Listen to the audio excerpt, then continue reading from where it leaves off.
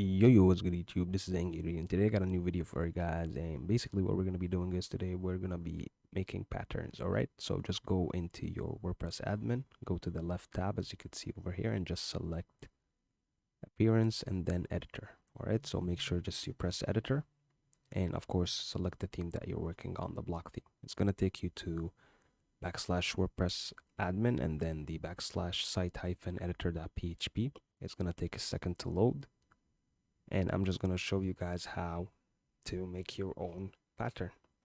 All right, so if I want to create a template, for example, I can just select the block and the three dots on the left and then create template part over here. Then select the name. I'm going to name it, for example, posts. And this is going to be a general template part. Of course, if you want to create a header or footer, we can select that. And now it is a template part. In the next video, I'm going to explain what's the difference between a template and a pattern. But for now, we created the template part and the pattern, right? So if we search over here in the blocks, you're going to find the posts in all the patterns, right? Because this was a general pattern. It wasn't like a header or footer. Same thing in the blocks. You're going to find it also as well. So right now, if I go to patterns and headers, we're not going to find the header we made in the previous video because we made a template part, right? So that is not going to be synchronized on all pages in terms of the pattern. So I'm going to make this and I'm going to show you an example of this, and then we can make another example of this in the footer. All right, so as you can see, the error has gone, and right now we have synced pattern created header. So we just made the pattern for the header so it can be updated on all pages. So if we update anything, we can just update it on all pages. All right, right now we're just gonna, so yeah, as you can see over here, I also added in just another example. Okay, let's delete this for now.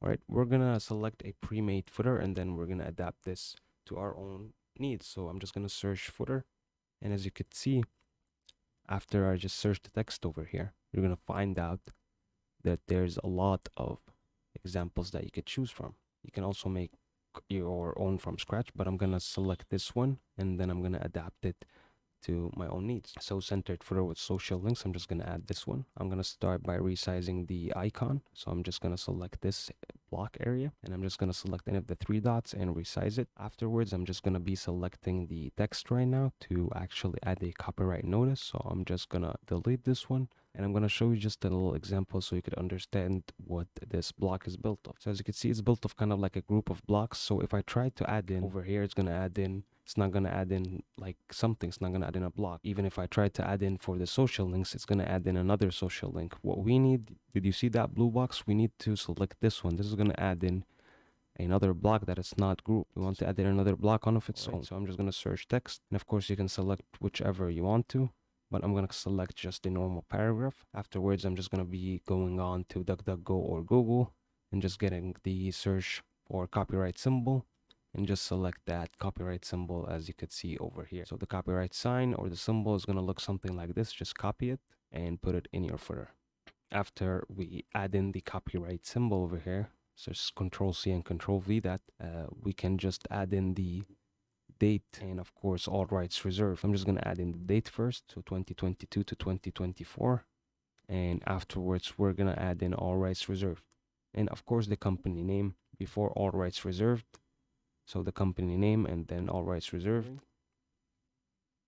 So I'm just going to select the light background, or you can select light text from the theme.json we selected before. So check that video out if you haven't. We have made our own custom styles. All right, so let's create a template. All right, you guys, so to create a pattern, just select the block on the top left and just select create pattern. It's going to be the ending option.